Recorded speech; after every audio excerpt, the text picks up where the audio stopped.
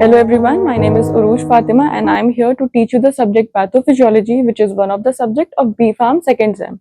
And this is the cover of the book which was published by Thakur Publication, and the syllabus of this book is framed by PCI. You can also purchase the book from the link given in the description box below. So without further delay, we'll hop on to the chapter 1, and the name of the chapter 1 is Basic Principles of Cell Injury and Adaptation. Firstly, we will read about pathophysiology, which is the name of the subject also. So the word pathophysiology is derived from Greek origin, and the literal meaning of the word pathophysiology is the study of disease or suffering.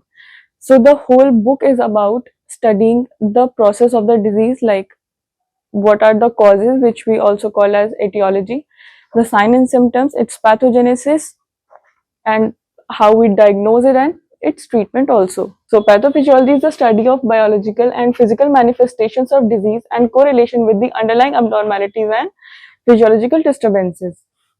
So now we'll read some of the definitions about which we'll read in the further chapters. So pathologic changes developed as a result of a disease.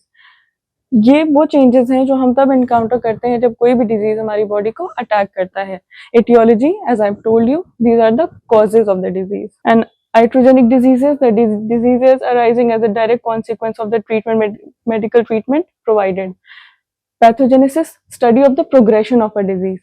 तो इसके बारे में हम आगे कई बार बात करने वाले हैं इस बुक में और इस चैप्टर में भी, कि कोई भी डिजीज कैसे डेवलप कर रहा है, क्या क्या स्टेप्स हैं जो फाइनली डिजीज कॉज करते हैं. और जिन चीज़ों के बारे में हम आगे पढ़ेंगे वो है क्लिनिकल मैनिफेस्टेशंस, यानी कि साइन और सिम्टम्स, उसकी एपिडेमियोलॉजी और हेमाटोलॉजी के बारे में हम बात करेंगे आगे चैप्टर्स में, which is study of blood diseases. तो चलिए हम आगे बढ़ते हैं हमारे नेक्स्ट टॉपिक की तरफ, जो कि है homeostasis. So homeostasis may be defined as an independent process through which internal stability can be maintained by a living organism while adapting to various alterations in external environment.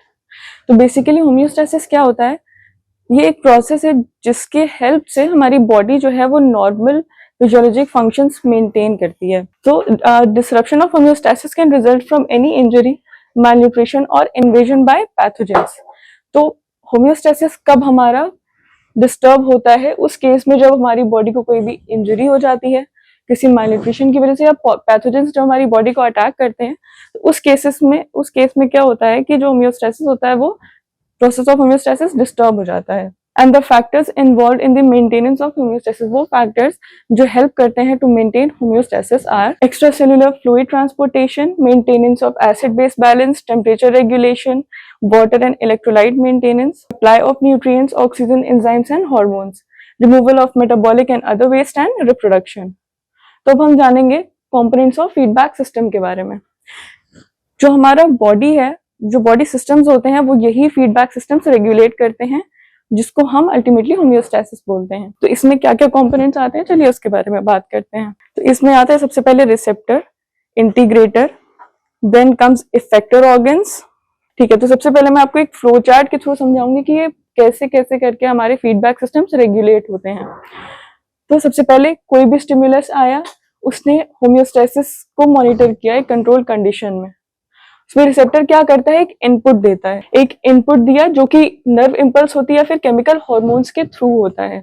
उसके बाद एक control centre होता है जो कि input को receive करता है और आउटपुट देता है किसको, इफेक्टर को. और ये जो इफेक्टर होता है ये एक चेंज लाता है इन अ कंट्रोल्ड कंडीशन. तो बेसिकली यही है हमारा रेगुलेशन ऑफ फीडबैक सिस्टम. तो अब हम जानेंगे कि डीपली और जानेंगे रिसेप्टर, कंट्रोल सेंटर और इफेक्टर के बारे में. ओके, हम बात करते हैं रिसेप्टर और सेंसर्स के बारे में. This is a component of feedback system that monitors the physiological value. और ये फिजियोलॉजिकल वैल्यू होती क्या है, कोई भी स्टेट और कंडीशन जिसमें चेंज आ रहा होता है या फिर वेरिएशन आ रहा होता है. द एंडोक्राइन ग्लैंड्स और sensory nerve cells often act as homeostatic sensors. तो हमारे जो एंडोक्राइन ग्लैंड्स हैं और जो सेंसरी नर्व सेल्स यानी कि जो हमारा नर्वस सिस्टम है वो एक्ट करता है होम्योस्टैटिक सेंसर्स की तरह. उसके बाद हम बात करेंगे इंटीग्रेटर और कंट्रोल सेंटर्स के बारे में.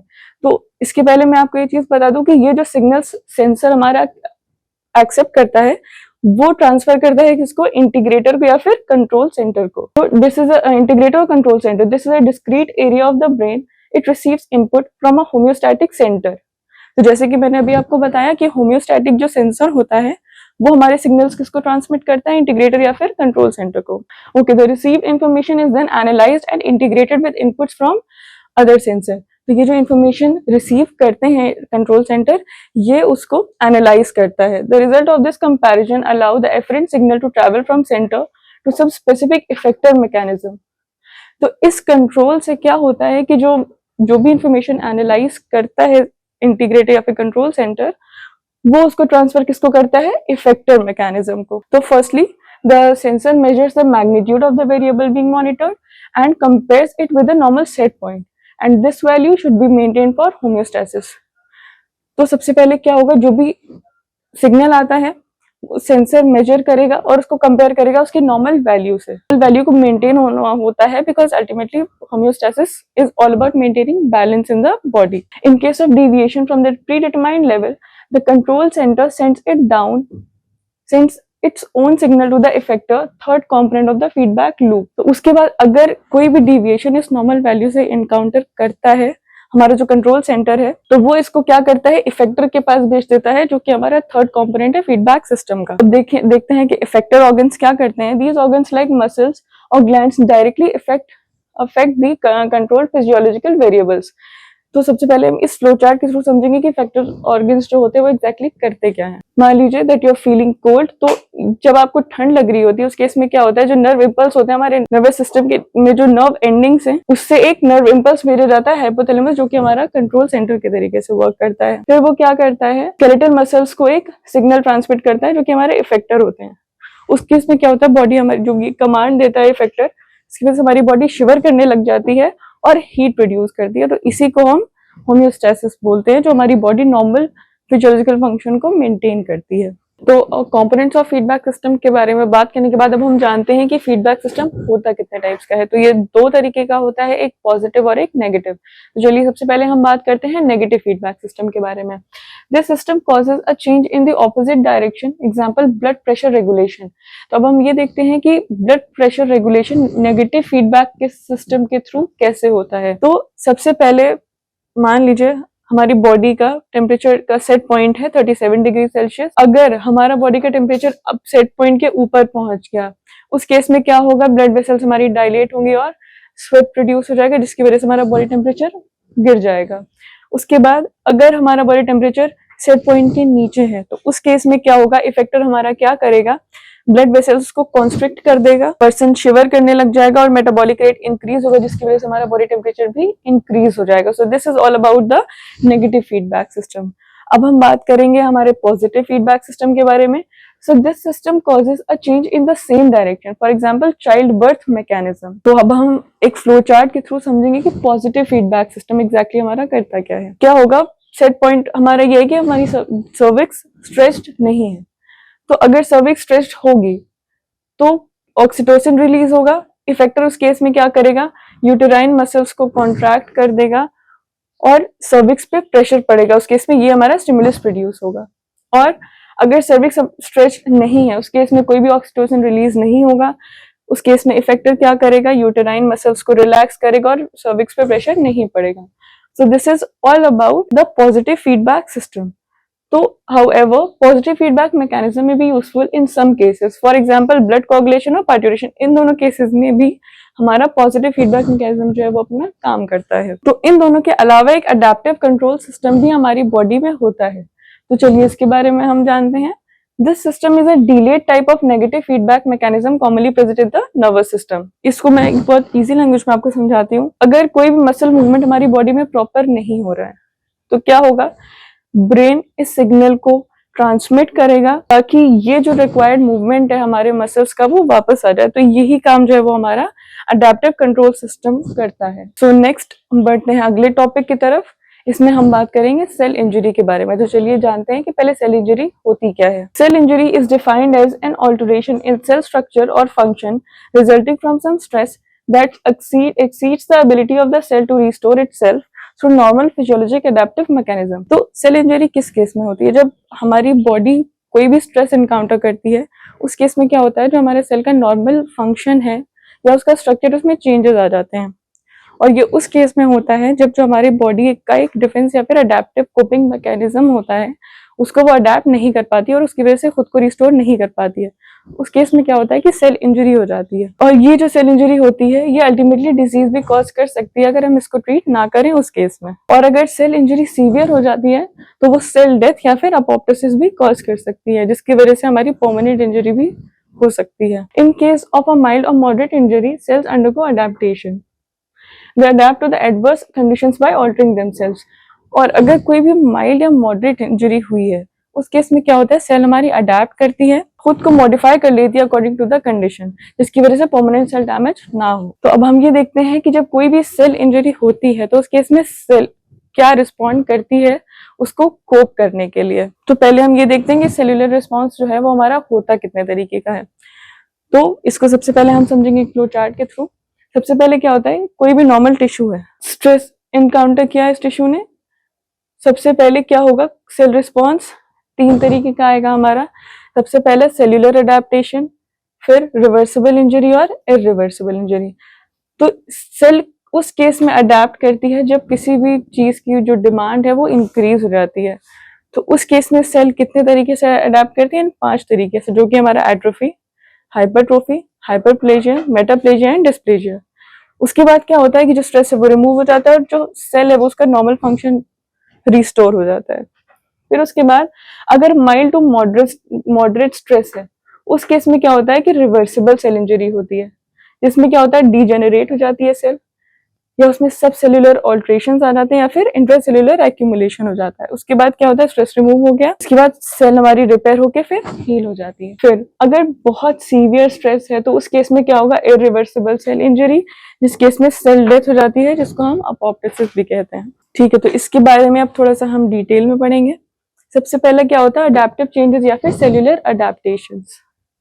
In order to survive and maintain the normal steady state homeostasis, the cells adjust, that is, वो adapt करती हैं themselves with a changing environment when exposed to stress, depending on the physiological needs, which is termed as physiological adaptation. They also adjust themselves to any non-toxic pathological injury by undergoing pathological adaptation.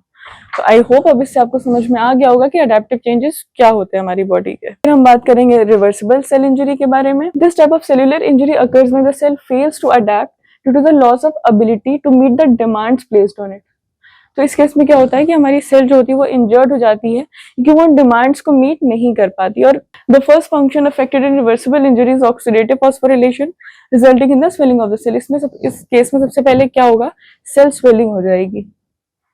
But after a certain point, irreversible cellular injury occurs because cell loses its reparative ability. तो कुछ cases में क्या होता है कि irreversible cell injury होने के भी चांसेस होते हैं क्योंकि वो खुद को रिस्टोर नहीं कर पाती है। ठीक है, फॉर इसके हम एग्जाम्पल समझते हैं कि रिवर्सिबल सेल इंजरी में होता क्या है। इरिवर्सिबल मायोकार्डियल डैमेज में अगर इफ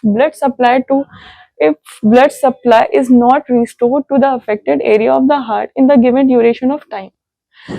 For example, किसी भी ऑर्गन को ब्लड फ्लो वहां पे रुक गया है, तो अगर एक गिवन ड्यूरेशन ऑफ टाइम में वो ब्लड फ्लो रिस्टोर नहीं होगा तो उस केस में क्या होगा, इरिवर्सिबल मायोकार्डियल डैमेज हो सकता है। तो अब हम बात करेंगे इरिवर्सिबल सेल इंजरी के बारे में।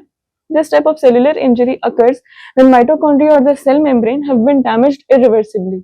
तो इस केस में क्या होता है, जो सेल का माइटोकॉन्ड्रिया होता है या फिर जो सेल मेम्ब्रेन होती है वो इरिवर्सिबली डैमेज हो जाती है। और 3 वजह से ये हो सकती है। 3 इसके कॉजेज होते हैं, hypoxia, physical agents and anaphylactic reactions and autoimmune diseases. तो हाइपोक्सिया क्या होता है, it is the absence of oxygen. तो किसी भी ऑर्गन को अगर ऑक्सीजन नहीं पहुंच पाती है तो उस केस में इरिवर्सिबल सेल इंजरी होने के चांसेस होते हैं। दूसरा फिजिकल एजेंट्स, जो कि होता है ट्रॉमा, बर्निंग या शॉक की वजह से। और फिर आता है anaphylactic reactions and autoimmune diseases. तो ये जो इम्यूनोलॉजिकल रिएक्शंस होते हैं ये भी सेल इंजरी कॉज कर सकते हैं। ठीक है, अब हम बात करते हैं कॉजेज ऑफ सेल्यूलर इंजरी के बारे में और भी ज्यादा डिटेल में। इसके मेजर जो कॉजेज होते हैं वो 3 होते हैं, genetic causes, acquired and idiopathic causes. सबसे पहले हम बात करते हैं जेनेटिक कॉजेज के बारे में। ये हमारा पहला जो है वो डेवलपमेंटल डिफेक्ट्स की वजह से होता है। ये वो डिफेक्ट्स होते हैं जो बर्थ के टाइम एनकाउंटर हम करते हैं। So these defects include fetal abnormalities arising due to errors in morphogenesis, often defects in formation, जैसे malformation जो हमारा teratogens की वजह से होता है। इसके हम एग्जाम्पल्स के बारे में बात करेंगे। पहला है thalidomide malformation. In 1960 a pregnant women in Germany and England used thalidomide for inducing sleep, and this led to high incidence of abnormalities in the newborns characterized by reduction in the length of limbs. उसके अलावा fetal hydantoin syndrome, fetal alcohol syndrome and torch effect भी developmental defects में ही आता है। फिर हम बात करते हैं साइटोजेनिक डिफेक्ट्स के बारे में। इनको हम कैरियोटाइपिक भी कहते हैं।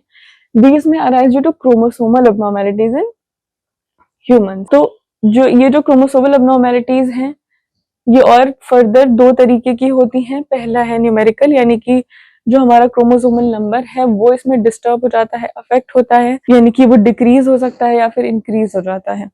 और आती हैं स्ट्रक्चरल abnormalities, यानी जिसमें कि जो हमारे क्रोमोसोम्स हैं उनका स्ट्रक्चर अफेक्ट होता है। सबसे पहले हम बात करेंगे न्यूमेरिकल abnormalities के बारे में। सबसे पहले आता है पॉलीप्लॉइडी। ये डिनोट करता है नंबर ऑफ क्रोमोसोम जो कि हैप्लॉइड नंबर का मल्टीपल बन जाते हैं। फॉर एन एग्जाम्पल ट्रिप्लॉइड और 3n विच इज 69 क्रोमोसोम्स हो जाएंगे। अगला आता है एन्यूप्लॉइडी। इसमें क्या होता है कि एक पेयर ऑफ क्रोमोसोम जो है वो मिसिंग हो जाता है, या फिर more than 2 pair of chromosomes आ जाते हैं, तो उस कंडीशन को हम बोलते हैं एन्यूप्लॉइडी।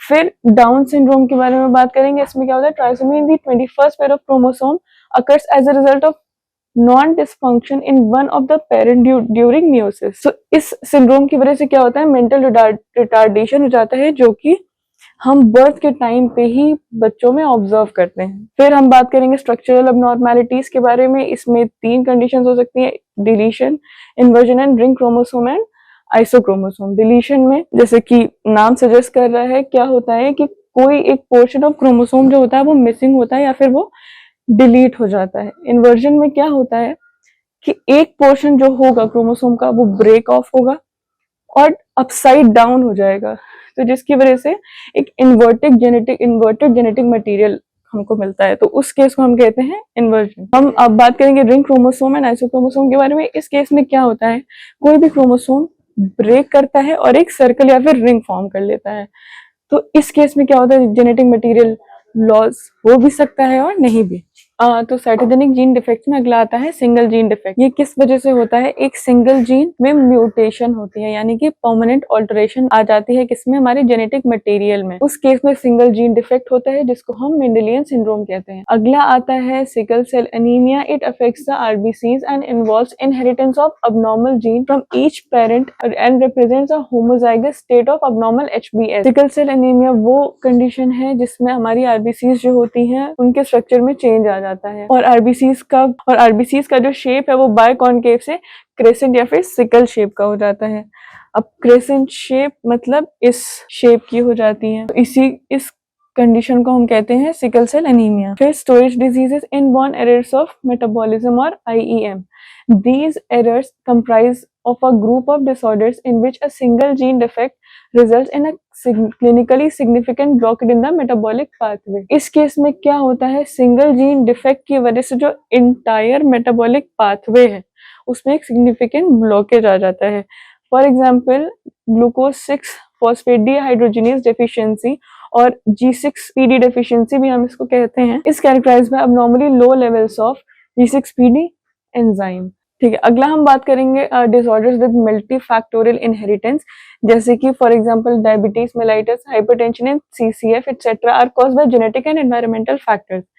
तो ये बहुत सारे फैक्टर्स हैं जिनकी वजह से हमारी ये डिजीज कॉज होते हैं, and these are one of the causes of cellular injury. Next आते हैं अक्वायर्ड कॉजेज। तो इसमें सबसे पहला होता है हाइपोक्सिया और ischemia. Oxygen is the prerequisite for carrying out metabolic functions and for generation of energy by various cells of the body. Therefore, oxygen deficiency renders the cell incapable of carrying out these functions. So, ठीक है, oxygen एक mediator है जो कि हमारी body के बहुत सारे मेटाबॉलिक फंक्शंस जो होते हैं वो उनको कैरी करता है। तो जब इसी का एब्सेंस होता है तो उस केस में क्या होता है, सेलुलर इंजरी कॉज होती है। और इश्चेमिया क्या होता है, जब किसी भी ऑर्गन को जो हमारे सर्कुलेटरी सिस्टम से ब्लड फ्लो हो रहा होता है और वो उस ब्लड फ्लो में कुछ ऑब्स्ट्रक्शन आ जाता है, तो उस कंडीशन को हम इश्चेमिया बोलते हैं। सो इन दो तरीके से सेलुलर इंजरी होती है। कुछ फिजिकल एजेंट्स हैं जिनकी वजह से सेलुलर इंजरी या फिर डिजीज कॉज होते हैं, जैसे कि mechanical trauma, thermal trauma, electricity, radiation and rapid changes in atmospheric pressure. कुछ केमिकल्स और ड्रग्स हैं जो कि सेल इंजरी कॉज करते हैं, जैसे कि कुछ पॉइजनस सब्सटेंसेस जैसे कि cyanide, arsenic, mercury etcetera, strong acids and alkalis, agents causing environmental pollution, high oxygen concentration, glucose and salt in hypertonic solution, societal substances जैसे कि नार्कोटिक ड्रग्स हो गई, और ड्रग अब्यूज और therapeutic administration of drugs. Microbial agents जिसमें आता है हमारा बैक्टीरिया, वायरसेस, फंजाई, प्रोटोजोआ, ये कुछ ऐसे माइक्रोबियल एजेंट्स हैं जो कि सेलुलर इंजरी कॉज करने में एक इम्पॉर्टेंट फैक्टर है। Immunologic agents and individuals immunity acts as a double edged sword. तो बेसिकली हमारी बॉडी का एक इम्यून सिस्टम होता है जो कि हमारी बॉडी की किसी भी सेलुलर इंजरी या फिर इन्फेक्शन को या फिर पैथोजन से हमारी बॉडी को प्रोटेक्ट करता है। लेकिन समटाइम्स क्या होता है कि यही इम्यूनोलॉजिक एजेंट्स जो होते हैं, हमारी बॉडी की इम्यूनिटी है, तो वो हमारी खुद की बॉडी को अटैक करने लगती है। तो यहाँ उसी की बात हो रही है, और ये किस केस में होता है? हाइपर सेंसिटिविटी रिएक्शंस के टाइम पे, एनाफाइलैक्टिक रिएक्शंस के टाइम पे, और ऑटो इम्यून डिजीजेस के केस में। न्यूट्रिशनल डिरेंजमेंट्स के बारे में बात करेंगे कि सेलुलर इंजरी कैसे कॉज करता है। An imbalance in an individuals nutrition में result either from an excess or a deficiency of nutrients। तो न्यूट्रिशनल डिरेंजमेंट का मतलब हुआ है कि कोई भी न्यूट्रिएंट जो हम कंज्यूम कर रहे हैं, या तो उसका एक्सेस हो जाता है हमारी बॉडी में, या फिर उसकी डेफिशिएंसी हो जाती है। तो डेफिशिएंसी किस केस में यहाँ हम बात करेंगे डेफिशिएंसी ऑफ प्रोटीन्स के बारे में, जिनकी वजह से दो डिजीजेस मेनली जो हम देखते हैं वो होती है मैरिस्मस और क्वाशियोरकर। और अगर कोई भी मिनरल है, फॉर एग्जाम्पल आयरन, तो उसकी डेफिशिएंसी की वजह से अनीमिया हो जाता है, which is the decreased blood content in our body. कुछ साइकोलॉजिकल फैक्टर्स हैं, commonly acquired mental disorders, for example depression, schizophrenia etcetera resulting from anxiety, work overload. तो ये सारे फैक्टर्स जो है ये ओवरऑल जो है हमारे सेल इंजरी को कॉज करने में कंट्रीब्यूट करते हैं। इडियोपैथिक कॉजेस के बारे में बात करेंगे तो इसमें सबसे पहला आता है इडियोपैथिक रेट्रोपेरिटोनियल फाइब्रोसिस, जिसको हम हॉर्मोन्स डिजीज भी कहते हैं। इस डिजीज का कॉज तो हमें नहीं पता है, लेकिन इस केस में क्या होता है, जो फाइब्रस टिश्यू है, इस केस में इस डिजीज में क्या होता है, इसकी एटियोलॉजी यानी कि कॉज अननोन है। तो चलिए अब हम बात करते हैं इडियोपैथिक कॉजेस के बारे में। इसमें सबसे पहला आता है इडियोपैथिक रेट्रोपेरिटोनियल फाइब्रोसिस, जिसको हम हॉर्मोन्स डिजीज भी कहते हैं। इस डिजीज का हमें कॉज नहीं पता है, लेकिन इसमें क्या होता है कि रेट्रोपेरिटोनियम जो है उसमें जो फाइब्रस टिश्यू होता है वो रैपिडली मल्टीप्लाई करने लग जाता है। फिर हम बात करेंगे इडियोपैथिक पल्मोनरी फाइब्रोसिस के बारे में। ये मेनली हम ओल्डर एडल्ट्स में देखते हैं। इसमें क्या होता है, it is characterised by progressive worsening of dyspnoea and lung function and has a poor prognosis.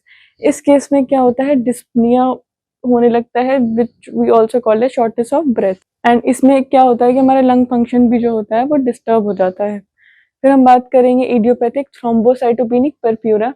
It is also known as primary immune thrombocytopenic purpura और इम्यूनोलॉजिक थ्रोम्बोसाइटोपेनिक परप्यूरा। ये एक हेमाटोलॉजिकल डिसऑर्डर है, यानी कि एक ब्लड डिसऑर्डर है। It is characterised by immunologic destruction of platelets और increased megakaryocytes in the bone. ये दो तरीके का होता है, एक्यूट और, ठीक है। तो ये जो एक्यूट आईटीपी है एक सेल्फ लिमिटिंग डिजीज है जो कि मोस्टली हम चिल्ड्रन में एनकाउंटर करते हैं। For example viral hepatitis, infectious mononucleosis and CMV infection which is the cytomegalovirus infection. इसमें क्या होता है, थ्रोम्बोसाइटोपिनिया हो जाता है, जो कि एक ड्यूरेशन होता है 6 महीने का, उसमें रिकवर करता है, जो कि कंपैरेटिवली बहुत लंबा टाइम ले लेता है रिकवर होने के लिए। क्रोनिक आईटीपी में क्या होता है, ये मोस्टली हम अडल्ट्स में देखते हैं। इस केस में जो हमारी बॉडी है वो हमारी प्लेटलेट्स के अगेंस्ट ऑटो एंटीबॉडीज बनाने लग जाती हैं। यही हमारे क्रोनिक आईटीपी की पैथोजेनेसिस भी है। और ये जो ऑटो एंटीबॉडीज हैं ये फॉर्म होती हैं by platelet associated IgG humoral antibodies. तो इसमें क्या होता है कि जो हमारी प्लेटलेट्स होती हैं वो डिस्ट्रक्ट होने लग जाती हैं। क्रोनिक आईटीपी में क्या होता है, ये मोस्टली हमारा अडल्ट्स में हम ऑब्जर्व करते हैं। इसमें क्या होता है, जो हमारी बॉडी है वो हमारी प्लेटलेट्स के अगेंस्ट ऑटो एंटीबॉडीज बनाने लगती है by platelet associated IgG humoral antibodies. तो इस केस में क्या होता है कि प्लेटलेट्स डिस्ट्रक्ट होने लगती हैं, जैसा कि हम ऑटो इम्यून हीमोलिटिक अनीमिया के कंडीशन में भी देखते हैं। और ये जो डिस्ट्रक्शन ऑफ प्लेटलेट्स है ये ज्यादातर स्प्लीन में देखा जाता है। उसके बाद they undergo phagocytosis by cells of the reticular endothelial system. अब हम बात करते हैं pathogenesis of reversible and irreversible cell injury के बारे में। जिसमें हम ये जानेंगे कि क्या स्टेजेस हैं या क्या स्टेप्स है जिसकी वजह से रिवर्सिबल या फिर इरिवर्सिबल सेल्यूलर इंजरी कॉज होती है। तो चलिए इस टेबल के थ्रू हम पहले ये देखते हैं कि क्या क्या स्ट्रक्चरल चेंजेस आते हैं किसी भी सेल के अंदर। तो माइटोकॉन्ड्रिया में क्या चेंजेस आएगा रिवर्सिबल सेल इंजरी में? इसमें स्वेलिंग होने लगती है या फिर अमॉर्फस डेंसिटीज होती हैं जो कि ये है। और इरिवर्सिबल सेल इंजरी में माइटोकॉन्ड्रिया में क्या चेंजेस आते हैं? वैक्यूल्स की वजह से ये स्वेल होने लगता है, इसमें लार्ज डेंसिटीज होती हैं, इसमें अमॉर्फस होती है लेकिन इसमें लार्ज होती हैं। सेल मेम्ब्रेन में क्या होता है रिवर्सिबल सेल इंजरी के टाइम? ब्लेब्स हो जाते हैं, इसमें भी सेल स्वेलिंग हम ऑब्जर्व करते हैं। और इरिवर्सिबल सेल इंजरी के केस में क्या होता है कि इसमें सेल डिसरप्शन होने लगता है और माइलिन फिगर्स बनने लगते हैं। और राइबोसोम्स के केसेस में क्या होता है? इसमें भी अगेन रिवर्सिबल सेल इंजरी के केस में इसमें स्वेलिंग होने लगती है और राइबोसोम्स जो होते हैं वो डिस्पर्स हो जाते हैं। इसमें इरिवर्सिबल सेल इंजरी में राइबोसोम्स पे क्या चेंजेस आते हैं? राइबोसोम्स डिस्पर्स हो जाते हैं इसकी तरह ही और लाइस हो जाती है, यानी कि उनकी डेथ होने लगती है। लाइसोसोम्स में हम ऑटोफेजी एनकाउंटर करते हैं और इरिवर्सिबल के केस में हम जो स्वोलन लाइसोसोम्स होते हैं वो रप्चर हो जाते हैं। साइटोस्केलेटन में क्या चेंजेस आते हैं? उनके एग्रीगेट्स फॉर्म होने लगते हैं और इरिवर्सिबल सेल इंजरी में डिसरप्ट हो जाता है। न्यूक्लियस में क्या चेंजेस आते हैं? क्लम्प्ड क्रोमैटिन हम ऑब्जर्व करते हैं और इसमें ये 3 फिनोमेना होते हैं इरिवर्सिबल सेलुलर इंजरी के केस में। So moving on to the next topic, अब हम रिवर्सिबल सेल इंजरी के पैथोजेनेसिस के बारे में डिटेल में बात करते हैं। So the functional and biochemical abnormalities in one or more essential cellular components cause cell injury। जिस सेल इंजरी के एक या एक से ज्यादा एसेंशियल कंपोनेंट्स होते हैं जैसे माइटोकॉन्ड्रिया हो गया, साइटोस्केलेटन हो गया, सेल मेम्ब्रेन हो गया, तो उसमें जब अबनॉर्मेलिटीज आने लगती हैं तो फिर वो सेल इंजरी कॉज करते हैं। The injurious stimuli mainly target the following important cellular components. तो बेसिकली हमारे 5 कंपोनेंट्स हैं जिसको मेनली जो सेल इंजरी है वो टारगेट करती है। सबसे पहला mitochondria which we all know is the site of ATP generation, यानी कि एनर्जी प्रोड्यूस होती है। Cell membranes, which is responsible for ionic and osmotic homeostasis of the cell and its organelles. Then comes protein synthesis, cytoskeleton and genetic apparatus of the cell. अब हम इस flow chart के through एक बार समझते हैं कि सेल इंजरी के site of damage sites होती कौन कौन सी हैं। सबसे पहला कोई भी स्टिमुलस आया किसी भी इंजरी से, एटीपी प्रोडक्शन कम हो जाएगा, डाउनस्ट्रीम इफेक्ट उसके कम हो जाएंगे, necrosis which is a form of cell death, वो चीज हो जाएगी। फिर उसके बाद मेम्ब्रेन डैमेज के केस में क्या होगा? प्लाज्मा मेम्ब्रेन के सेल्यूलर कंपोनेंट्स कम हो जाते हैं, अल्टीमेटली नेक्रोसिस हो जाता है। फिर उसके बाद माइटोकॉन्ड्रिया में क्या चेंजेस आते हैं? इसमें सेल डेथ हो जाती है। लाइसोसोम्स में enzymatic digestion of cellular components, यानी जो सेल्यूलर कंपोनेंट्स हैं उनका एंजाइमेटिक डाइजेशन हो जाता है, अल्टीमेटली नेक्रोसिस कॉज हो जाता है। साइटोस्केलेटल डैमेज के केस में मेम्ब्रेन डैमेज होती है, जो सेल मेम्ब्रेन डैमेज होती है। और फिफ्थ हम बात करेंगे DNA damage, accumulation of misfolded proteins. इस केस में क्या होगा? अपोप्टोसिस। नेक्रोसिस एंड अपोप्टोसिस, जिसके बारे में आगे डिटेल में बात करेंगे, वो हमारे 2 major forms of cell death हैं। तो देखते हैं सबसे पहले कि माइटोकॉन्ड्रियल डैमेज में क्या होता है। The energy requirements of cells are fulfilled by mitochondria. Along with this vital function, mitochondria also plays a critical role in cell injury and cell death. Mitochondria may be damaged by increased concentration of cytosolic calcium ions, by reactive oxygen species and by lack of oxygen. Mitochondrial damage उस case में होता है जब cytosolic calcium ions जो होते हैं उनका concentration increase हो जाता है और ऑक्सीजन की कमी हो जाती है, तो जिसकी वजह से माइटोकॉन्ड्रिया हमारा इंजूरियस स्टिमुलाई, टॉक्सिन और हाइपोक्सिया की वजह से अफेक्ट होता है और उसकी फंक्शनिंग जो होती है वो डिस्टर्ब होती है। तो इस तो जो माइटोकॉन्ड्रियल डैमेज है उसके 2 मेन रिजल्ट्स हैं, 2 मेन कॉन्सिक्वेंसेस हैं। चलिए उनके बारे में देखते हैं, वो है नेक्रोसिस और apoptosis. Mitochondrial damages result in the formation of a high conductance channel in the mitochondrial membrane known as the mitochondrial permeability transition pore. In openings की वजह से क्या होता है? मेम्ब्रेन पोटेंशियल डिक्रीज होता है, पीएच चेंज होता है, जिसकी वजह से ऑक्सीडेटिव फॉस्फोरिलेशन होता है, फेल हो जाता है और एटीपी यानी एनर्जी का डिप्लीशन होने लगता है, जिसकी वजह से सेल नेक्रोसिस हो जाती है। और अपोप्टोसिस के केस में क्या होता है? Many mitochondrial proteins like cytochrome have the ability to activate apoptotic pathways. Due to enhanced permeability of mitochondrial membrane, these proteins leak in the cytosol, thus leading to cell death by apoptosis. ठीक है, अब हम देखेंगे apoptosis के case में क्या होता है. बहुत सारे माइटोकॉन्ड्रियल प्रोटीन्स जैसे कि साइटोक्रोम, ये क्या करते हैं, अपॉप्टोटिक पाथवेज को एक्टिवेट करते हैं. तो इस एनहांस्ड परमिएबिलिटी की वजह से क्या होता है, यही जो प्रोटीन होते हैं वो साइटोसॉल में लीक कर जाते हैं और जिसकी वजह से सेल डेथ हो जाती है by apoptosis. Therefore, cytochrome C has a key role in survival and death of cytochrome cells. Cytochrome C is also essential for energy generation and cell life if present within the mitochondria. However, its leakage may damage the mitochondria severely causing cell death, जिसके बारे में अभी just हमने बात. ठीक है, तो अब हम इस बात करते हैं कि सेल मेम्ब्रेन डैमेज कैसे होता है रिवर्सिबल सेलुलर इंजरी के टाइम पे. A consistent feature of most forms of cell injury is the damage caused due to membrane due to the early loss of selective membrane permeability. जब selective membrane permeability होती है, ये major cause है cell membrane damage का. It can be caused by ischemia, various microbial toxins, lytic components and various physical and chemical agents. तो ये जो cell membrane damage है, ये बेसिकली दो मैकेनिज्म होते हैं इसके, एक डिक्रीज फॉस्फोलिपिड सिंथेसिस और एक इंक्रीज फॉस्फोलिपिड ब्रेकडाउन. तो चलिए हम इस डायग्राम के थ्रू पहले समझते हैं कि कैसे, क्या इसका मैकेनिज्म है. रिएक्टिव ऑक्सीजन स्पीशीज है, ये हमारे लिपिड पर ऑक्सीडेशन करेंगे जिसकी वजह से फॉस्फोलिपिड लॉस हो जाएगा और मेम्ब्रेन डैमेज होगा. उसके बाद ये हमने पहले भी पढ़ा था कि माइटोकॉन्ड्रियल डैमेज में क्या होगा, एटीपी यानी कि एनर्जी डिक्रीज हुई जिसकी वजह से डिक्रीज इन फॉस्फोलिपिड सिंथेसिस हुआ. अल्टीमेटली ये क्या करेगा, इसकी वजह से फॉस्फोलिपिड लॉस हो जाएगा और मेम्ब्रेन डैमेज हो जाएगा. फिर उसके बाद इसके बारे में भी हमने पहले बात करी है कि जब साइटोसोलिक कैल्शियम आयंस कम होंगे तो इसमें दो फिनोमेना आएंगे. सबसे पहले क्या होगा, फॉस्फोलाइपेज का एक्टिवेशन होगा जिसकी फॉस्फोलिपिड डिग्रेडेशन को इंक्रीज कर देगा, जिसकी वजह से लिपिड ब्रेकडाउन प्रोडक्ट्स फॉर्म हो जाएंगे जो क्या करेंगे, मेम्ब्रेन डैमेज करेंगे. दूसरा फिनोमेना क्या है, प्रोटीज एक्टिवेशन होगा जिसकी वजह से साइटोस्केलेटल डैमेज होने लगता है. ये भी अल्टीमेटली क्या कॉज करता है, मेम्ब्रेन डैमेज. तो reactive oxygen species, cytoskeletal abnormalities and lipid breakdown products, अब इनके बारे में हम पढ़ते हैं कि एग्जैक्टली कैसे सेल मेम्ब्रेन डैमेज कॉज कर रहे हैं. तो reactive oxygen species, cell membrane is damaged by oxygen free radicals as they cause lipid peroxidation. तो ये well understood है, जब ऑक्सीजन फ्री रेडिकल्स प्रेजेंट होते हैं तो ये लिपिड पेरोक्सीडेशन करते हैं जिसकी वजह से सेल मेम्ब्रेन डैमेज हो जाता है.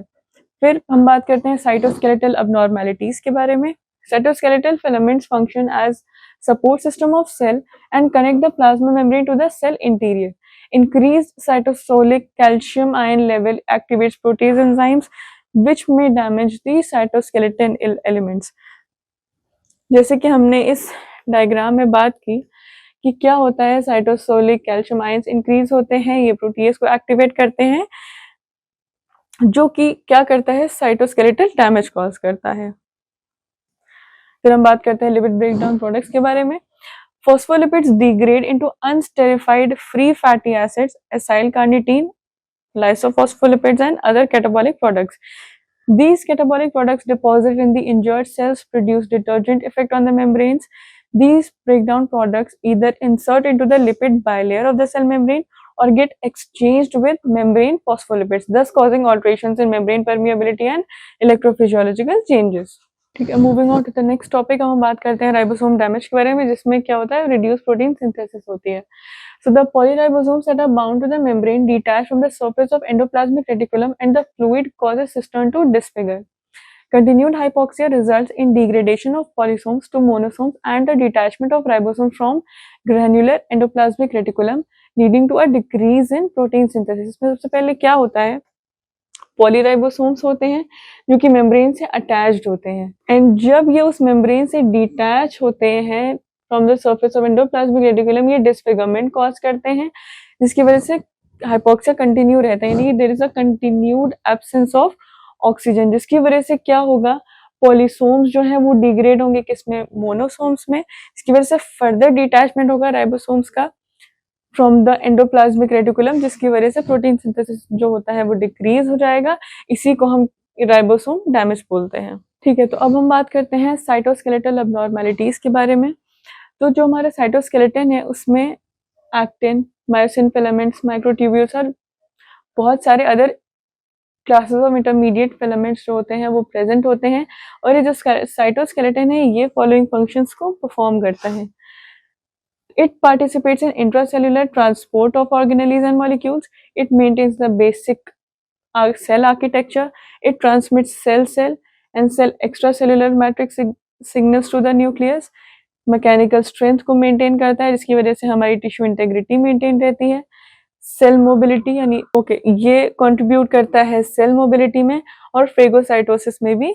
जो हमारा साइटोस्केलेटन है, साइटोस्केलेटल एबनॉर्मेलिटीज हम बहुत सारे pathological states, for example alcoholic liver disease के केसेस में अकर होती है। इसमें क्या होता है, these abnormalities cause abnormal appearance and functions of cells, abnormal movements of intracellular organelles, defective cell locomotion और accumulation of intracellular fibrillar material. अब हम बात करते हैं न्यूक्लियर डैमेज के बारे में। Within the nucleolus, ribosomal RNA synthesis diminishes and the fibrillar granular components of the nucleolus segregate. Okay, so now moving on to the next topic, हम बात करते हैं irreversible cell injury के बारे में। The cell undergoes irreversible changes in its structure and functions in case ischemia and hypoxia persists. तो इस phenomena को हम समझेंगे इस फ्लो चार्ट के हेल्प से। सबसे पहले अगर इश्केमिया और हाइपोक्सिया है, हाइपोक्सिया जैसे कि मैंने आपको पहले भी बताया which is the absence of oxygen, and ischemia is the decreased blood flow और blocked blood flow to any organ और पार्ट ऑफ द बॉडी। इस केस में क्या होगा, एटीपी जनरेशन यानी एनर्जी इंक्रीज नहीं होगी। अब इस केस में के तीन फिनोमेना होते हैं। पहला, मेम्ब्रेन फॉस्फोलिपिड की सिंथेसिस डिक्रीज हो जाएगी, साइटोसोलिक कैल्शियम आयन इंक्रीज हो जाएगा, इसकी वजह से हमने पहले भी बात की थी कि माइटोकॉन्ड्रियल डैमेज हो सकता है, या फिर टॉक्सिक ऑक्सीजन रेडिकल्स इंक्रीज होते हैं। सबसे पहले जब फॉस्फोलिपिड मेम्ब्रेन सिंथेसिस डिक्रीज होगी, मेम्ब्रेन फॉस्फोलिपिड कम हो जाएगा। ठीक है, तो जब मेम्ब्रेन फॉस्फोलिपिड की सिंथेसिस डिक्रीज होगी उस केस में क्या होगा, मेम्ब्रेन में जो फॉस्फोलिपिड है उसका लॉस जो है वो और बढ़ जाएगा। उस केस में क्या होगा, मेम्ब्रेन डैमेज। उसके बाद there will be liberation of intracellular enzymes leading to cell death. इस केस में तीन चीजें होंगी, cell death, nuclear changes and serum enzyme estimation. उसके बाद जब साइटोसोलिक कैल्शियम आयंस इंक्रीज होंगे जिसकी वजह से रीपरफ्यूजन होगा। सो रीपरफ्यूजन क्या होता है, restoration of blood through to a organ after it has been blocked. जब किसी भी ऑर्गन की तरफ ब्लड फ्लो ब्लॉक हो जाता है, उसके बाद अगर जब वो ब्लड फ्लो फिर से शुरू हो जाता है, उस फिनोमेना को हम रीपरफ्यूजन कहते हैं। तो रीपरफ्यूजन होगा जिसकी वजह से क्या होगा कि माइटोकॉन्ड्रिया में कैल्शियम आयंस इंक्रीज होंगे, इसकी वजह से further cytosolic calcium ion increase होगा। इस केस में क्या होगा, दो चीजें होंगी, फॉस्फोलाइपेज एक्टिवेशन और प्रोटीज एक्टिवेशन, जिसके बारे में हमने सेल मेम्ब्रेन डैमेज में बात करी थी। जिसकी वजह से क्या होगा, लिपिड ब्रेकडाउन प्रोडक्ट्स, और ये ब्रेकडाउन प्रोडक्ट्स जो होते हैं वो अल्टीमेटली क्या करेंगे, मेम्ब्रेन को डैमेज करेंगे। इंट्रासेल्युलर एंजाइम्स इससे रिलीज होंगे। इस केस में अगेन तीन फिनोमेना होंगे, nuclear changes, pyknosis, karyolysis and karyorrhexis. Cell death यानी कि माइलिन फिगर्स फॉर्म होंगे, सीरम एंजाइम एस्टिमेशन। ठीक है, और थर्ड फिनोमेना जो है हमारा वो है टॉक्सिक ऑक्सीजन रेडिकल्स। इस केस में भी क्या होगा, रिपरफ्यूजन होगा, ये आयंस लिबरेट होंगे जो कि क्या करेंगे, लिपिड परऑक्सीडेशन करेंगे और डीएनए को डैमेज करेंगे। इसकी वजह से फर्दर अगेन मेम्ब्रेन डैमेज होगा, इंट्रासेल्युलर एंजाइम्स रिलीज होंगे और जिसकी वजह से सेल डेथ, न्यूक्लियर चेंजेस हो सकते हैं, सेल डेथ होती है, न्यूक्लियर चेंजेस हो सकते हैं और सीरम एंजाइम। ये this is all about the pathogenesis of irreversible cell injury. तो इसमें भी अगेन सेम 5 फिनोमेना होते हैं, जिसमें आपका माइटोकॉन्ड्रियल डैमेज आता है, सेल मेम्ब्रेन डैमेज आता है और एंजाइम लीकेज आता है। तो चलिए सबसे पहले हम बात करते हैं माइटोकॉन्ड्रियल डैमेज के बारे में। ड्यू टू सस्टेन्ड और constant hypoxia and inflow of calcium ion is seen in large amount into the cytosol, particularly once the blood flow to the cells is restored. These calcium ions are taken up by the mitochondria, thus resulting in deposition of amorphous salts of calcium in the matrix, as well as alterations in the mitochondrial vacuole. These changes cause a dysfunction in the mitochondria. सबसे पहले क्या होगा, hypoxia के case में calcium ions जो हैं, इसमें सबसे पहले क्या होगा, हाइपोक्सिया की वजह से जो कैल्शियम आयंस हैं वो साइटोसोल में इंक्रीज हो जाएंगे। माइटोकॉन्ड्रियल डैमेज के केस में क्या होगा, हाइपोक्सिया की वजह से साइटोसोल में इनफ्लो होगा, यानी एंटर करेंगे कैल्शियम आयंस। ये कैल्शियम आयंस फिर माइटोकॉन्ड्रिया में एंटर कर जाते हैं, जिसकी वजह से हम कैल्शियम के जो अमॉर्फस सॉल्ट्स हैं वो मैट्रिक्स में डिपॉजिट होने लगते हैं और माइटोकॉन्ड्रियल वैक्यूल जो है उसमें ऑल्ट्रेशन यानी कि चेंजेस आने लगते हैं। और यही जो चेंजेस होते हैं ये अल्टीमेटली क्या करते हैं, माइटोकॉन्ड्रियल डैमेज कॉज करते हैं या फिर डिसफंक्शन कॉज करते हैं माइटोकॉन्ड्रिया का। चलिए अब हम बात करते हैं सेल मेम्ब्रेन डैमेज के बारे में। सेल मेम्ब्रेन डैमेज जो है ये बेसिकली इन 5 मैकेनिज्म के थ्रू होता है। सबसे पहला, faster occurring degradation of phospholipid present in the membrane. जो मेम्ब्रेन में हमारे फॉस्फोलिपिड्स प्रेजेंट होते हैं सेल मेम्ब्रेन में वो डिग्रेड होने लगते हैं या फिर साइटोस्केलेटन डैमेज होने लगता है। जो ऑक्सीजन रेडिकल्स प्रेजेंट होते हैं वो टॉक्सिसिटी कॉज कर देते हैं। And membrane damage caused as a result of restoration of the blood supply which is reperfusion after a period of ischemia और लैक ऑफ ऑक्सीजन। ठीक है, चलिए अब हम बात करते हैं एंजाइम लीकेज के बारे में। इसमें क्या होता है कि जब कंटिन्यूअस स्टेज ऑफ इशेमिया यानी कि अगर there is a continued obstruction of blood flow to any organ or part of the body, उस केस में क्या होता है कि irreversible cell injury होती है। इसमें क्या होगा कि माइटोकॉन्ड्रिया जो होगा वो स्वेल कर जाएगा, माइटोकॉन्ड्रियल डेंसिटीज हम देख पाएंगे और कैल्शियम आयन कंसेंट्रेशन जो होगा वो इंक्रीज हो जाएगा, जिसकी वजह से अल्टीमेटली क्या होगा, माइटोकॉन्ड्रियल डैमेज हो जाएगा। और लाइसोस्टोमल डिस्ट्रक्शन जो होता है वो जब इरिवर्सिबिलिटी अकर हो जाती है तब होता है। इसमें lysosomal destruction includes dysfunction of lysosomal membrane. Lysosomal membrane का डिसफंक्शन हो जाता है और क्या होता है, लाइसोसोमल एंजाइम्स फॉर एग्जांपल प्रोटीएसेस और एंडोन्यूक्लियसेस जो होते हैं वो एक्टिवेट होने लगते हैं और यही लाइसोसोमल एंजाइम्स जो हैं वो नेक्रोटिक सेल्स जैसी अपीयर करती हैं, उसको कैरेक्टराइज करते हैं। The abnormal leakage of lysosomal and cytosolic enzymes across the permeable plasma membrane may also result in cell injury and cell death। कई बार क्या होता है कि जो लाइसोसोमल और साइटोसोलिक एंजाइम्स हैं ये इनकी लीकेज होने लगती है, जिसकी वजह से सेल इंजरी या फिर सेल डेथ कॉज हो जाती है। The serum concentration of an organ specific enzyme cannot be used to evaluate the extent or severity of cell injury in a particular organ। अब न्यूक्लियर डैमेज देखते हैं irreversible cell injury में कैसे होता है। इसके बेसिकली 3 फॉर्म्स होते हैं जिनके बारे में हमने पहले भी बात की थी। पहला है इसका पिक्नोसिस, दूसरा है कैरियोरेक्सिस and कैरियोलाइसिस।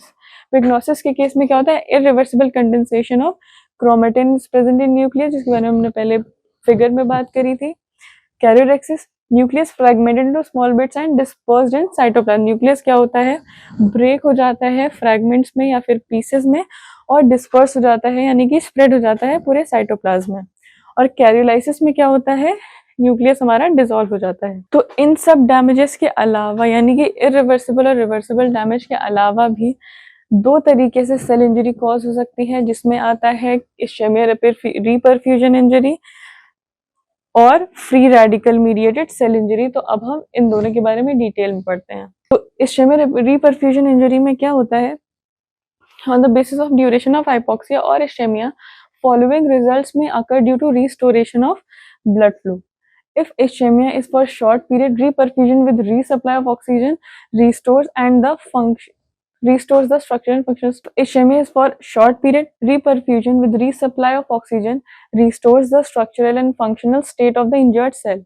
This condition is known as reversible cell injury. अगर जो blood flow है वो short time period के लिए ही अकर हुआ है तो उस केस में क्या होगा, एक गिवन ड्यूरेशन ऑफ टाइम के बाद रीपरफ्यूजन हो जाएगा यानी कि जो ब्लड फ्लो है वो रिस्टोर हो जाएगा, जिसकी वजह से जो इंजर्ड सेल है हमारी उसका जो normal structural and functional state है वो भी रिस्टोर हो जाएगा। इस कंडीशन को हम क्या कहते हैं, रिवर्सिबल सेल इंजरी। फिर if ischemia is for a longer time period. Reperfusion causes paradoxical worsening of the cell that was previously injured. This condition is known as ischemia reperfusion injury. तो अगर जो blood flow है वो longer period तक blocked है, उस case में क्या होगा कि जो प्रीवियसली इंजर्ड सेल थी उसमें फर्दर डैमेज कॉज हो जाएगा, और इस कंडीशन को हम कहते हैं इश्चेमिया रिपरफ्यूजन इंजरी। अब इसके मैकेनिज्म के बारे में हम देखते हैं। इसमें क्या होता है, ऑक्सीजन फ्री रेडिकल्स और activated oxygen species, for example superoxide H2O2 and hydroxyl radicals are generated in increased amount from the inflammatory cells. Generation of activated oxygen species may also result from adhesion and activation of circulating neutrophils during reperfusion. Oxygen free radicals accumulate because the antioxidant defense mechanism in the cells is damaged as a result of ischemia. अगर ischemia persist कर रहा है longer period of time तक, उस case में क्या होगा, जो सेल पहले से ही इंजर्ड थी वो फर्दर इंजर्ड हो जाएगी, और उस कंडीशन को हम कहते हैं इश्चेमिया रिपरफ्यूजन इंजरी। और ये इन 3 मैकेनिज्म के थ्रू होता है, जिसके बारे में हम डिटेल में पढ़ेंगे। और तीसरा पॉइंट इसमें यह है कि अगर इश्चेमिया एक फर्दर ड्यूरेशन ऑफ टाइम तक परसिस्ट करता है, जिस केस में ब्लड तो रिस्टोर नहीं होगा, यानी कि रिपरफ्यूजन नहीं होगा और ना ही रिपरफ्यूजन इंजरी डेवलप कर पाएगी, उस केस में इरिवर्सिबल सेल इंजरी हो जाती है, जिसकी वजह से इश्चेमिया के टाइम पे ही इरिवर्सिबल सेल इंजरी कॉज हो जाती है। चलिए हम मैकेनिज्म ऑफ इश्चेमिया रिपरफ्यूजन इंजरी के बारे में डिटेल में पढ़ते हैं। इसमें सबसे पहला क्या होगा, कैल्शियम ओवरलोड, फिर generation of reactive radicals, subsequent inflammation reactions. Calcium overload के केस में क्या होगा कि अनएरोबिक मेटाबॉलिज्म की वजह से सेल का जो पीएच है वो डिक्रीज हो जाएगा और हाइड्रोजन आयंस एक्यूमुलेट होने लगेंगे, which is buffered by the sodium hydrogen exchanger. इस केस में क्या होता है कि हाइड्रोजन आयंस जो होंगे वो लीक आउट होने लगेंगे सेल से, जिसकी वजह से सोडियम आयन जो है वो सेल में इंक्रीज हो जाएगा। इसमें एक और फिनोमेना होता है, इसमें क्या होता है कि एटीपी यानी कि सेल्स जो होती हैं उनकी एनर्जी डिक्रीज होने लगती है इश्चेमिया की वजह से, leading to inactivation of ATPases, for example sodium potassium ATPase. इसकी वजह से क्या होगा, efflux of active cytosolic calcium ion increase हो जाएगा और एंडोप्लाज्मिक रेटिकुलम में कैल्शियम रीअपटेक भी बंद हो जाएगा, जिसकी वजह से कैल्शियम ओवरलोड होने लगेगा। तो फिर उसके बाद क्या होगा, एटीपी यानी कि एनर्जी जो होगी हमारी सेल्स में डिक्रीज हो जाएगी इश्चेमिया की वजह से, जो कि इनएक्टिवेट कर देगा एटीपेजेस को, for example sodium potassium ATPase.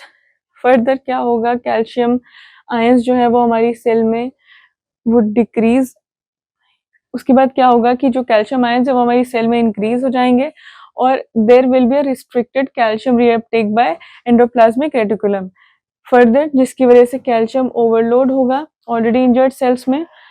ये क्या करेगा, पर ऑक्सीडेशन ऑफ लिपिड कॉज करेगा हमारे मेम्ब्रेन के अंदर, जो कि सेल मेम्ब्रेन डैमेज कॉज कर देगा। उसके बाद हम देखते हैं generation of reactive radicals. Molecular forms of oxygen as reactive oxygen radicals और reactive oxygen species can be the most distressing for cells. ये मेजर अमाउंट में ये जो रिएक्टिव रेडिकल्स होते हैं ये हमारे इश्चेमिया रिपरफ्यूजन इंजरी को कॉज करते हैं। फिर इसमें आता है subsequent inflammation reaction. Ischemia reperfusion process results in inflammatory reactions. तो जब इश्चेमिया रिपरफ्यूजन प्रोसेस होता है इसमें बहुत सारे इन्फ्लेमेटरी रिएक्शंस होते हैं।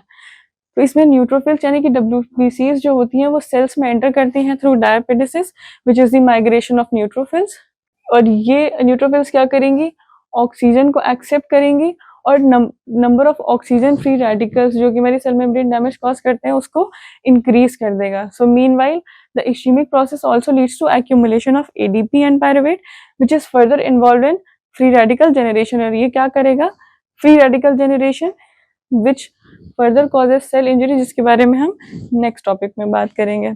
चलिए अब हम बात करते हैं free radical mediated cell injury के बारे में। सबसे पहले हम ये जानेंगे कि फ्री रेडिकल्स होते क्या हैं। तो फ्री रेडिकल्स वो मॉलिक्यूल्स होते हैं जिनके स्ट्रक्चर में एक lone pair of electron present होता है, और फ्री रेडिकल्स करते क्या है, वो एक ऑक्सीडेटिव स्ट्रेस कॉज कर देते हैं जो कि हमारे सेल के स्ट्रक्चर को, उसके फंक्शंस को अफेक्ट करता है। Oxygen free radicals act as reactive oxygen intermediates causing a greater destruction to the cells.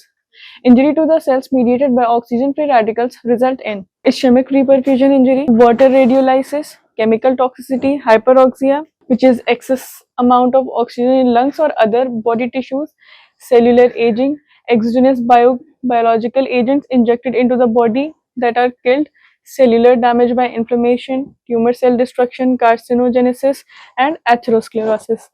अब हम free radical mediated cell injury के मैकेनिज्म को समझते हैं। इसमें सबसे पहले आता है mechanism of oxygen free radical generation. सबसे पहले हम बात करेंगे कि ये ऑक्सीजन फ्री रेडिकल्स जो होते हैं वो जनरेट कैसे होते हैं। On the inner mitochondrial membrane oxygen free radicals are generated. तो ये जो ऑक्सीजन फ्री रेडिकल्स होते हैं हमारे माइटोकॉन्ड्रिया की जो इनर मेम्ब्रेन है उसमें जनरेट होते हैं। फॉर एग्जाम्पल ये हमारा माइटोकॉन्ड्रिया है, तो इसकी ये जो इनर लाइनिंग है इसमें ऑक्सीजन फ्री रेडिकल्स जो होते हैं वो जनरेट होते हैं। और जब ये प्रोसेस शुरू होता है जो ऑक्सीजन होता है वो रिड्यूस होता है वाटर में। Then this reaction is catalyzed by cytochrome oxidase enzyme. Before O2 is completely reduced to H2O, which is water, 3 partially reduced oxygen species are generated, which depends on the number of electrons transferred at that stage. सबसे पहले क्या होता है, mitochondria की inner membrane है, उसमें oxygen free radical generate हुए और ये रिएक्शन कौन सा एंजाइम कैटालाइज करता है, साइटोक्रोम ऑक्सीडेज एंजाइम, जिसमें क्या होता है कि जो ऑक्सीजन है वो रिड्यूस होता है वाटर में विच इज H2O, और ऑक्सीजन के कंप्लीटली H2O में रिड्यूस होने से पहले 3 partially reduced oxygen species generate होते हैं which are dependent on the number of electrons transferred at that stage. इसका मतलब ये है कि अगर 1 इलेक्ट्रॉन ट्रांसफर हुआ तो सुपर ऑक्साइड ऑक्सीजन प्रोड्यूस होगा, 2 इलेक्ट्रॉन्स अगर ट्रांसफर हुए तो हाइड्रोजन परऑक्साइड प्रोड्यूस होगा, और 3 इलेक्ट्रॉन्स अगर ट्रांसफर हुए हैं तो hydroxyl radical produce होगा. Then by enzymatic and non-enzymatic reactions, 3 partially reduced intermediate species between O2 to H2 are derived. Out of all the species, hydroxyl radical is the most reactive. तो ये जिन 3 species oxygen free radical species के बारे में हमने पढ़ा, इन तीनों में से जो हाइड्रोक्सिल रेडिकल होता है वो सबसे ज्यादा रिएक्टिव होता है, और ये किसको डैमेज करता है, साइटोस्केलेटन को और डीएनए को bye protein oxidation and lipid पर ऑक्सीडेशन। अब हम बात करेंगे cytotoxicity of oxygen free radicals के बारे में, यानी कि ऑक्सीजन फ्री रेडिकल्स कैसे हमारे सेल को डैमेज करते हैं। The normal physiological and pathological processes generate free radicals.